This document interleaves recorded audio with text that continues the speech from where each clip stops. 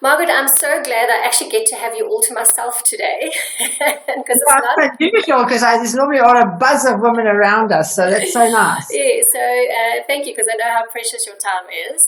And yeah, the topic we're talking about today is conflict, which we actually started chatting about on LinkedIn yesterday, actually. And I'd put out a video on conflict and why we're encouraging people to embrace conflict because we have this sort of negative association that conflict can be a bad thing.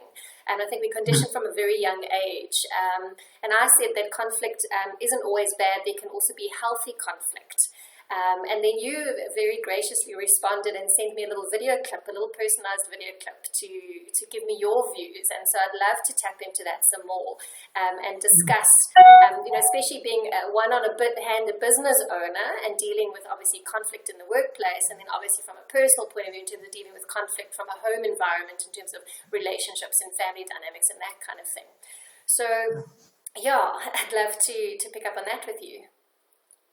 Okay, so yeah, as I said to you, I come from a very angry background and a very negative background. So I would always had conflicts in our life, and people used to fight, and it was just awful, and I hated it. So I vowed that when I had my own home one day, my own family, we would never have conflict, and we would never have fights. And when I married my husband, I said to him, we are never going to have a fight. And you know that we married 48 years, and we've never had a fight.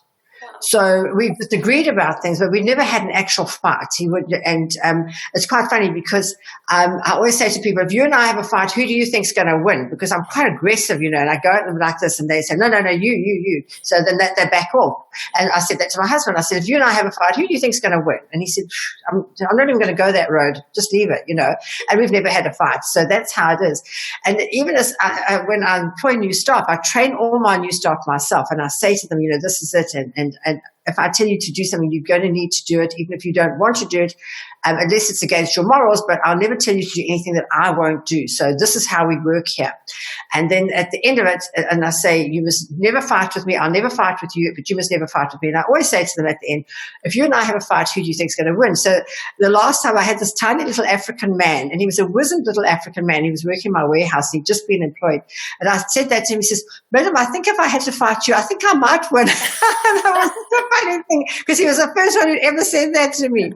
But so, yeah, I think you can get around it, and as I said to you, the one saying that I always read and I always believe is you don't have to attend every argument you're invited to. You're often invited to arguments and you just go in, because somebody invites you to have this argument, they bait you, and boy, you go in boots and all. But what I do is I say, that's your opinion. What do people argue about? They argue when one person wants another person to have their view. And you've got to understand that people don't have to have your view. It's your view. It's yours. You must own it and keep it. But their view is theirs, and they must own it and keep it. You don't have to agree. And I think because ours was an interracial marriage as well. I was brought up as a strict Baptist. My husband's Jewish. And when we married 48 years ago, it was taboo. It was taboo. He got sent to Israel to find himself a wife, which thank God he didn't. He came back. And my mother said to me, oh, my God, you can't marry him. And so we ended up getting married. Against both our families. Well, my mother-in-law never spoke to me for 22 years. My own mother never spoke to my husband for 35 years. So, so that's the sort of, when you say conflict, we didn't ever mix. That was it. And my mother would say to me, is that man going to be there? I said, Mom, come for supper. She said, is that man going to be there? And I'd say, yeah, it's his house. And she said, well, I won't bother. But if you invite me another time, I'll come. And then if I invited her and I'd say, he's not going to be there, she would come. So, so I have had conflict in my life, but not in my own life. And with my children as well. And with my children, and I said to them as well, when you get married, I don't want conflict in your life. You must make sure that you have a happy life, because you have a choice. I always say to people, you're not a tree. A tree is planted and can't get up and move. If you're not happy where you are, get up and move. And even with my staff, I say the door is wide open anytime you want to go. That door is always wide open. If you go to my shops from 8:00 in the morning to 5:30 at night, that door is wide open. It's never closed in any weather. Because I say to them, the door's open to welcome customers in. But if you're unhappy where you are, you can go at any time. I'm never going to force you to be here. You have to know that. And so it gives them, it liberates them, because then they feel, well, I don't have to be here if I don't want to be here. If you just, and some days you're having a bad day, just nothing's going right. Just go home, go and get over it. And when you feel good, come back again. And I think that sort of thing is, it's not really sweeping it under the carpet. It's just to deal with it. And we've got so much to deal with, especially now with the COVID and that type of thing. Human beings have so much to deal with, We're dealing with the anxiety of the money. We're dealing with anxiety of getting sick. We're dealing with anxiety of what's going to happen. And human beings like certainty, and there's no more certainty. The certainty is gone from this world. So I think we're dealing with a lot of things now, and it's easy to take your anger out on somebody or something, but it's best to take it out on an inanimate thing like, kicking a bush or something like that. That's not going to, you don't want to go and kick the dog or something like that. You don't want to do that. So I think if you can get rid of your anxiety by going out, and I let it all out all the time. I don't internalize anything. Well, if it's worrying me, I'll tell everybody about it. They'll all know that. And then you actually talk it out of your system. And I think with women as well, that's why I love my ladies groups. With women, we need to talk things out of our systems. If we start internalizing it, that's when you start to get bitter and twisted. You don't want to go that road. And that's my philosophy. But my best saying of all, which I said to you the other day, my best saying of all, which I only learned now, I'm 70 this year, and I only learned this saying now. So I'm so glad.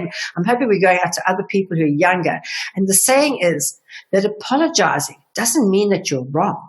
Apologizing to somebody means that you value your relationship with them more than you value the thing of being right. You don't have to be right. You're saying to them, I know that I'm not wrong, but I'm apologizing to you because I value our relationship. And I think that was such an eye-opener to me, because I always battled to apologize if I wasn't wrong. And I mean, I'm in my industry. Somebody will buy a toaster from me, take it home, break it, bring it back and say, I bought this toaster from you and it's broken. You sell rubbish and all this stuff. And I'd say, I didn't even touch it, And I was sort of defending myself. And now I just say, I'm so sorry. And then I sorted it out for them. And then it's just so much easier. And I think what you've described is often what I share in the groups and the work that I do, in terms of it's how you show up and how you co-create that space. And are you in a positive mindset or a negative mindset, and an emotional space? Are you in a positive or a negative emotional space? Because you co-create the safe space where we can either speak freely and openly, or where we become defensive and reactive towards each other. Yeah, absolutely. And I think being defensive is the key word there, because sometimes we do, as human beings, if somebody's like attacking us, we tend to be defensive. And as I said, I'm quite confrontational. People come up to me and say, first of all, they often look for attention. So they'll walk past me and say, your service sucks. And I say, no, it doesn't, because I know that it does. And I know that we give the best service and we've won all these competitions and that. So I say, no, it doesn't. And they get quite alarmed that I've actually been confrontational towards them. Most people would just cower and keep quiet. So I think I am quite confrontational, but I think to a point that it would never get out of hand. I think I can control it. And I think as women, we need to control our emotions, especially going through menopause. I find that menopausal women will come in and throw the worst temper tantrum. And I've even had them phone me back and apologize and say, Margaret, I don't know why I threw that temper tantrum in your shop. There was no reason. I was just so emotional at the time. And, and it just came out. I feel so embarrassed. Can I come back in again? And I'll say, yeah, come back in. We understand. So I think with women as well, they don't realize that menopause actually makes you so emotional that you can fly off the handle at the drop of a hat, and your family just think, oh God, here she goes again. But when you're with strangers, it's very, very different. Yeah. And I know a lot of focus is put on us as women because we're emotional beings and all these kind of things. But as you know, I've been running a men's program for the last 6 years. I do a lot of work with men as well. And that's sort of stereotyping the labels about, men must be tough, men mustn't show emotion, it's a weakness, it's all these things. But men are emotional beings too, and they also need to express themselves and share stuff. And so how can we in the workplace, but also in the home, create that environment where men also feel okay to speak up and speak about things that they're feeling or experiencing? Well, you see, men are taught always, as little girls, we taught to be nice and sweet and kind, and men are taught to be strong and hold it all in. But in real life, it doesn't work that way. And in real life, they've got to embrace their female side. And a lot of times, they're not taught to do that. As their fathers say, be big and strong and that. And so yeah, it's such a strange thing. I think men battle to express their emotions. They really battle to express them because they don't want to lose face. They don't want to seem weak. And I see it with some. I mean, I feel so sorry for a lot of the young men. I see them coming in, they've got the wife and children, they've got one little salary, and the wife's wanting everything of the best, and the children are wanting everything of the best, and they want to give everything of the best. They've got this tiny little salary that they've got to work out. How the hell are we going to do this? And I see it because I work in a shop all the time, and they come in, and these men just want to give their wives everything, but they just haven't got the money, and it's so difficult for them. So I really feel for them, and I think men today are taking such a lot of stress because the wives aren't working, or well, not all of them, but some of them are not working. They've got these kids, and the school fees are so horrendous today, and you want to send your kid to a good school, and you've got these massive school fees to pay. You want to live in a nice area, so you want to buy a nice house. You want to drive a nice car because you can't afford it to break down on the side of the road. So you've got all these expenses. You've got this little salary that you've got to stretch endlessly. And that's why a lot of people get into debt, because they think, well, I'll just borrow a little bit to do this. I'll just borrow a little bit to do that. And then these little bits become big bits. And then, of course, you have the strain of debt. And as you know, most fights are about money. If you can get money out of the equation, you probably wouldn't fight half as much, but most fights are about money. And if you can just get that out of the equation, and just say, we don't need all these things. This is all I need. All I need is within me now. All I need is here. And I just need a roof over my head, food on my table, and anything else is a gift. So, yeah, with men, it's very difficult. And men don't like to lose face. They really don't. And I always say men have a bit of an ego. I think women have no ego. We just have no ego. You can tell us anything. We just take it, roll with the punches. But men, they have an ego. And there's a lot of men, you have to sort of, and thank God I married a man without an ego.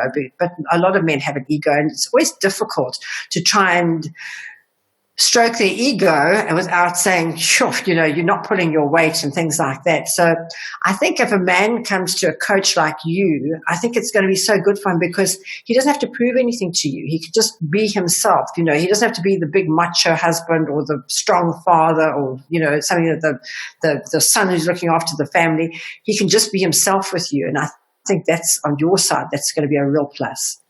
Yeah, and most men, in fact, the majority of them that come onto the men's program, what is sort of the driving factors is they want to be a better father, they want to be a better husband, they want to be a better leader in the workplace, as well as in the home, in terms of leading the home and leading their families and providing and stuff. But often because of this conditioning and stereotyping, they don't know how to do it and they don't feel equipped or skilled enough, and then that starts affecting them in terms of so their manhood on one level, but just in terms of, am I good enough? Am I able to provide for my family? Yeah. And I think that's why a lot of men have affairs, because then they'll go off and they feel inadequate at home. So they'll go and find somewhere where they can actually be the person they want to be. And that's why they have affairs. So I always say to women, if you can just make your husband feel so comfortable at home that he doesn't want to go anywhere else, you won't ever have that problem. Yeah, and I think a lot of it also is around managing expectations, because we create these expectations in our minds of what the perfect marriage or the perfect relationship or the perfect person should look like, and that's just all in the fairy tale books. It's actually not reality.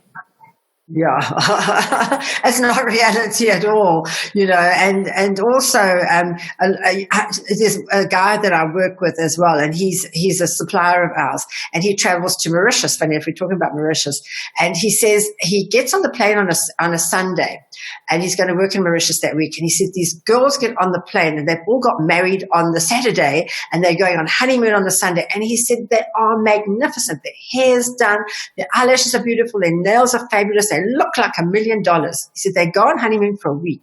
He says he sees them on the plane coming back.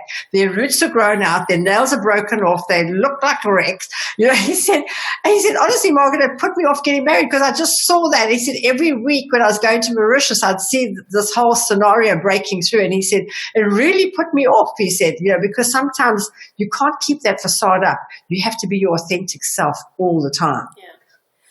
And I think, when we talk about the word conflict, we naturally associate it with shouting, screaming, and more in the home space than what we potentially do in the workspace.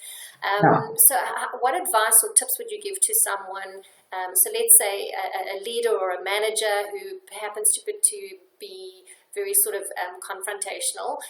In terms of staff, how would you sort of encourage them to approach this and to try and find a way that, you know, resolve and work together and work much more better?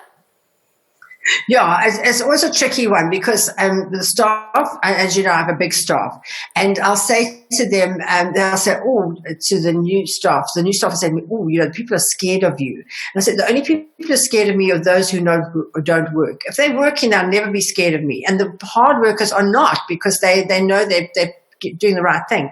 But those that are trying to shirk, they'll know that I'll find out about it, and that's why they're scared of me. So yeah, I think you've just got to let them relax with you and let them know, tell them what you want of them, and they must come up with that. They can't give you less than the best, because I always say to myself, I'm expecting the best of you, but even more than that, because we go good, better, best, and then excellent.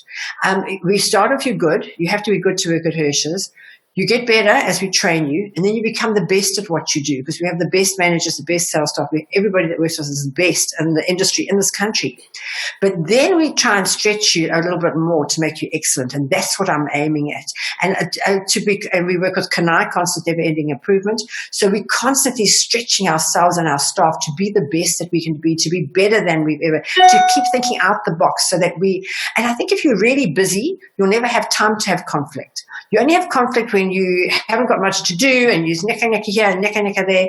And so, especially as I said to you now with COVID, we've only got 1/3 of the team and we are so busy. We've had zero conflict in the stores while that's been going on. The only conflict I've had are the people who are at home.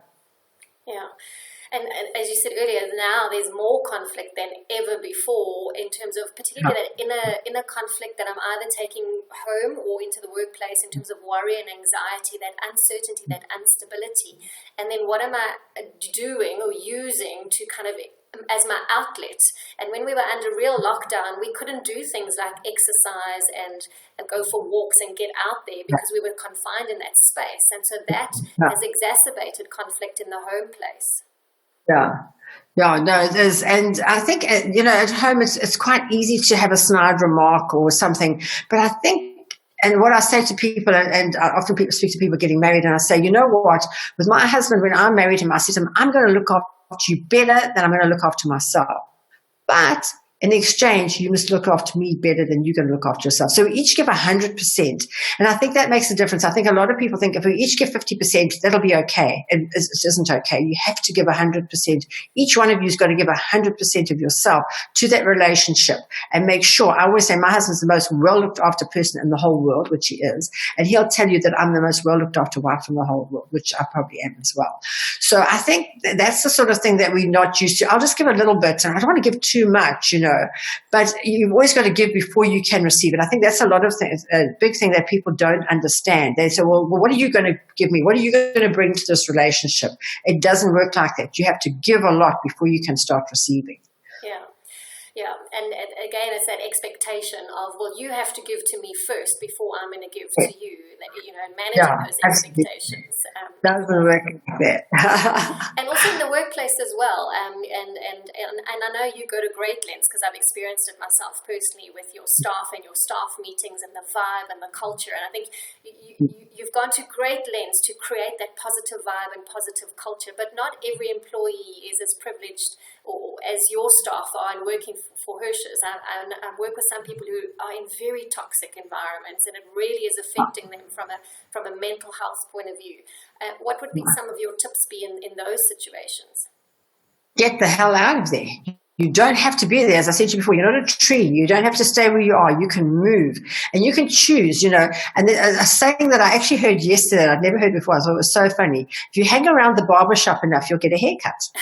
And that's not true. Yeah. Where if you hang around wherever something's going on, it's going to rub off on you.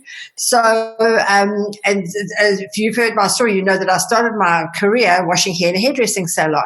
And so when I heard that hang around the hairdresser, you'll get a haircut. And I thought, it's so true. Now that works with good and bad. if you're hanging around people who are toxic and bad, you'll become toxic and bad, and you don't want to do that. But you don't have to stay there. People think, well, I don't know where else to go. Get the hell out of there. And for me, I was in quite a toxic environment in a job. And when I got pregnant, when I told my boss I was pregnant, he said to me, "You're fired." And I thought that was the worst thing that could happen to me, but it was the best thing that could happen to me, because when I went home, I said, I will never work for a boss again. And I never have. Now, if that hadn't happened to me, I would still be working for a boss today. And you know the saying, you can work for a boss and make a living, you can work for yourself and make a fortune. I would never have made the fortune that I've made if I'd stayed there working as a boss. So that guy, when he fired me, he did me the best favor ever. But I would have still probably been working in that toxic environment because I didn't know any better. But now I say to people, if you're not happy where you are, get the hell out of there. You don't have to stay there. Move. And they say, well, I don't want to move because I don't know. And I say, anything's better than a toxic environment. Anything. Just get out. And especially women in relationships where they don't want to be there. You don't have to be there. There's nothing keeping you there. But the pain of staying has to be more than the joy of leaving. You've just got to just take that, you better at putting it in me, but you've just got to say, this is not working for me. I'm going to move. And wherever I go, it will get better. And you know the saying that everything that happens has got a seed of something greater inside it, and you will see greater things. So I always say to people, if you're not happy in your work environment or in your relationship, get the hell out of there. Rather be on your own. But you see, people, especially women, are too scared to be on their own. But today there's so much help for you, wherever you are out there. You just take your kids. I've got a girl working for me, and you've actually met her. And I met her when she was living under a bridge with her 3 little girls. She just said she could not take it another day, and she had nowhere to go. So they were under the bridge on the corner of Christian de Wet there. And she walked into me and she said to me one day, please, can I have a job? And I said to her, what can you do? She said, I've never worked. She said, I've just got married and I had my children and I've never worked. And I said, can you work hard? And she said, yes, I can. And I said, well, then you've got the job. And she had never finished her schooling. She had never seen a computer, but she had the will and the drive to do well. And she left that man. And she was so lucky she did, because he ended up murdering his second wife. But anyway, that's a whole other story. Yeah. But she got out of there, and she just thought, even if she's got to stand at the bridge with her kids, she did that. And she came looking for a job. I gave her a job. And today she is one of the most beautiful women you've ever met. She's got everything she wants. She has a beautiful house. She's got her children all sorted out. And she's just having the most amazing life. But she could have stayed in that toxic environment, but she chose not to. And I think it just has to get so bad that you say, I'm out of here, and you just move, and you've got to know what you want. And, as you know, most people don't get what they want because they don't know what they want. What sort of a life do you want? Have you planned your life? Can you see the life of your dreams? I'm living the life of my dreams, which I saw when I was a poor child. I can remember we stayed in the back room of a relative's house in Rosetta Road in Durban, and I can remember sitting on the front steps. It was one of those old houses with the red steps out the front. And I was sitting on the steps thinking, what sort of a life would I like? And I thought of the life that I wanted. And today I'm living that life. Yeah. And I know you're a big driver, and as you can see behind my vision board, because I know you very advocate. I saw that. I was so happy to see that. It's in my office. When I walk in every day, I see it. And when I leave every day, I see it. So yeah. But I think also that, so yes, people don't know what they want. They haven't clarified their vision and their goals and that. But a lot of that fear of stepping out into that unknown, and particularly, and I stand to correction on the stats, but I seem to recall reading somewhere that people in abusive relationships will go back up to 7 times. It could be more before they will actually leave, and they get to that point where either it ends up in a very bad way for them, or they eventually get out of it. But it's that fear that holds people there. Yeah, absolutely. The fear of the unknown is a huge fear. But sometimes you have to do, I always say to people, fear brings lack and poverty, but courage brings wealth and abundance. And you have to have that courage. And we've all got that courage inside of us, but we have to draw on that courage and actually just say, I'm going to do this, and just go forward without looking back. My grandsons are all great sportsmen, and they were always winning and winning, and they were in swimming things, and they were winning and winning. And then the one started to lose and he would not come first anymore. And we watched the video and I said to him, just look at yourself. When you're swimming, you were just swimming because you had to get there first. But now you're looking back to see where the others are. And by giving them your energy, it's sucking your energy out. You haven't got the energy to come first anymore. So we had to stop that. Now he's going forward. And well, obviously swimming's all stopped now. But I promise you, I know that he's going to be going forward as a winner in future because he knows he can't look back. And if you decide to move on, you can't look back. You just keep going forward. You know, as Rumi says, move forward in the direction of your dreams and you'll get there.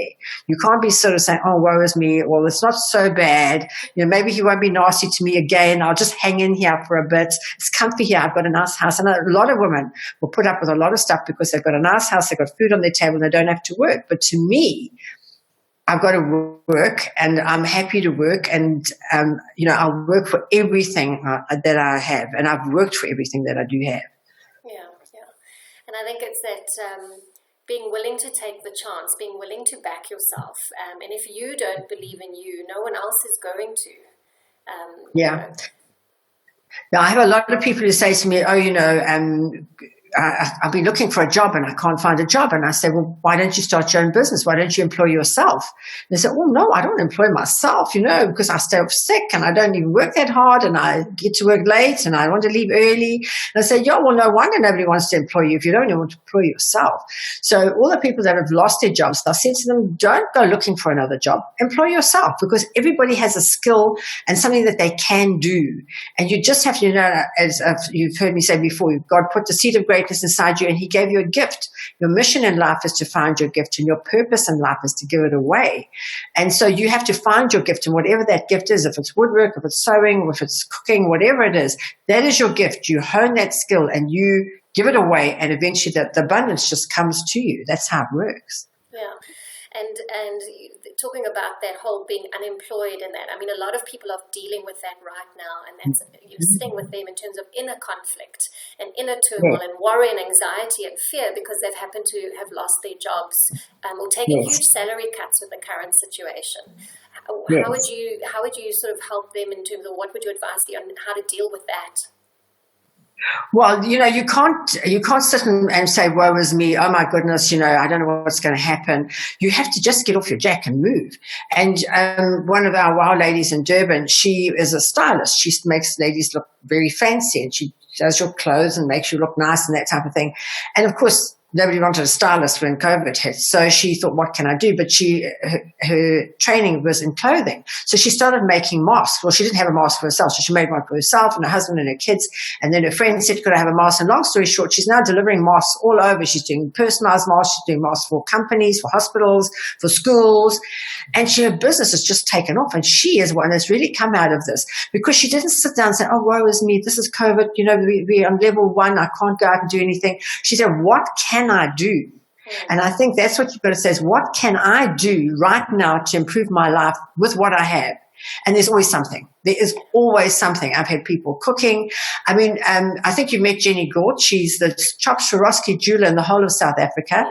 Nobody was buying jewelry. She said to her husband, what are we going to do? She said, well, let me go and help the old people because, you know, they can't stand in the queues and they can't go and buy the stuff.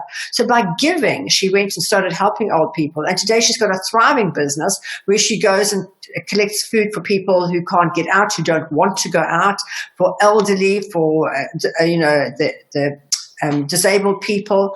And she's got a thriving business going out and just helping other people. And she gets paid for it. You know, so, then she said to me, she also went through her wobbly, as we all have. She went through her wobbly. She said, I just went and sat in the park under a tree for a whole day thinking, what the hell am I going to do? And I said to Jenny, go into she's got her double garage is her salon where she has all her jewelry. And I said, get in there. I said, it'll be dusty. You haven't been in there for 6 weeks. Clean it all out, shine it all up, and just say to the universe, I'm ready. I'm open for business. And that day she got her first order for a ring. Which she did. And I thought, can you talk? She said, no, I'm just finishing this ring. The courier's coming to fetch it right now.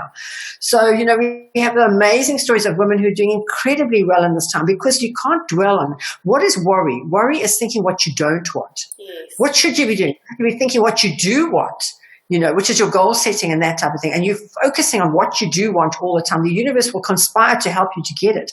But the minute you're thinking what I don't want, by the law of attraction, you'll attract more of that into your life. So I think that people who, if anybody's watching this, if they haven't downloaded The Secret and watched The Secret now, they should do that, because that teaches the law of attraction. What you think about, you bring about. It's very, very simple. So you can think about lousy things in your life will be lousy. You can think about good things in your life will be good. Yeah. That's how it works. And I think just in closing, going back to the working world is some feedback that I've been getting is a lot of employees are feeling like they're not being supported by their businesses through this time. They're not, access to mental health resources and tools and stuff like that. They're just expected to kind of get on with it, business as usual, and make a plan. And they're struggling with this home work life integration. I'm still homeschooling my kids because the schools aren't open. My husband and I are over each other and that kind of thing. So from a business point of view, in terms of, and I always say, if you don't have healthy, well people, you don't have a healthy business. So I'm encouraging that right now businesses need to take people into account as the part of their strategy going forward in terms of reinventing, re-engineering, repurposing their business and products and services and that. What is your sort of thoughts for businesses? I feel sorry for business owners, being a business owner myself, because we've got so much to contend with. We've got our creditors that have to be paid. We've got the electricity department, breathing down our neck. We've got rates that we've got to find, thousands of rand for rates. We've got all these different things that we've got to take care of. We've still got to get the business going. We've got to do our books. We've got to sort our own families out. Can we take on all these employees ourselves? I don't think it's practical to ask them to do that. Yes, you do need support from your boss, but the support that you need is you need the money to come in. So, and I think your boss must sit you down and say to you, and we do, I go onto Zoom to all 22 of my stores every single morning without fail. And I say to them, this is what we're doing. This is how we're doing it. I think that the employer must become transparent and saying, these are my problems. I said to my staff, I said to them, I have to pay my creditors first. I love you dearly, but if I don't pay my creditors, they won't give me any more. I don't care that I've had my account with DeFi for 41 years.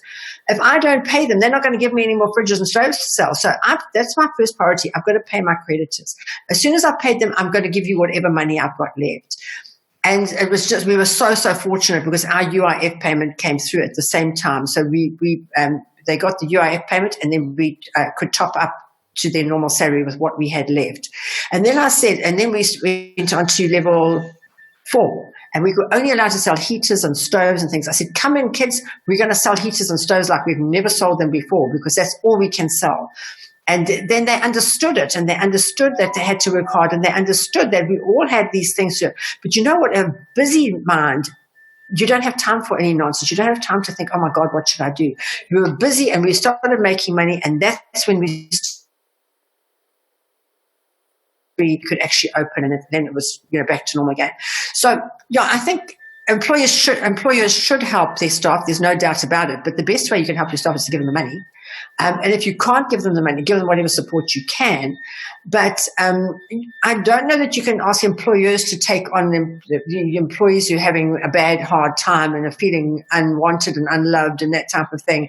I'm a great believer in just get on with it and go forward and do the best you can do. And I said to my employees, I might have to ask you to do more than you've had done before. So my head of HR in the Cape is now taken on an admin role as well, which she just said, well, look, I'm just going to have to, I said, just give me sink or swim, please. I need you to help me out because we haven't got anyone to take over this admin role.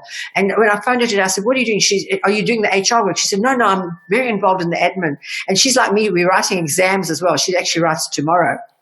And I said to her, okay, go home tonight and study, but as soon as you finish writing tomorrow, come back. We're going to get stuck in. Now, we haven't got time to think about woe is me and oh dear and that type of thing. We are so busy. And I think that, to people who are suffering from depression, it always comes to me and say, I'm so depressed. I say, you know what you can do? Go out and help somebody else. Because if you help somebody else, it takes your mind off yourself. And if you're giving to someone or you're serving someone, the abundance flows in. And that's how I see it going forward. And go out and do something that you're not going to get paid for. I mean, I've done hundreds of free talks now, as you have. I've given, I'm teaching entrepreneurs free of charge. And on Friday, we've got that entrepreneurs talk where we teach them. I have my women in business, which is all free of charge. But as you give, you just feel good. And then the abundance just flows back at you. It's just amazing. That's how it works. And I think the key thing that you've done is you've been open and transparent with your staff. You've got on and Yes. you've really opened yourself up to be vulnerable and say, this is where we're at, this is the situation. Whereas some businesses or leaders don't, they're not being transparent, they're not being vulnerable because potentially they're seeing it as a weakness, and the leaders need to kind of be in charge and take control. It was so funny because I read that Brene Brown book, about vulnerability. And I read it just before COVID. And I just said to my staff, this is it.